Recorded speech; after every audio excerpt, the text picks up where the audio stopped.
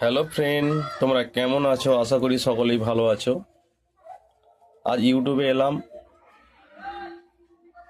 প্রত্যেক ভিউয়ার্সকে জানাই নতুন বৎসরের প্রীতি শুভেচ্ছা এবং আন্তরিক ভালোবাসা।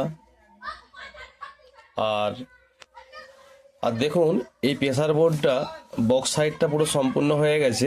আগামীকাল বক্স সাইড আর হর্ন সাইড দুটোই টেস্টিং ভিডিও নিয়ে আসবো ইউটিউবে।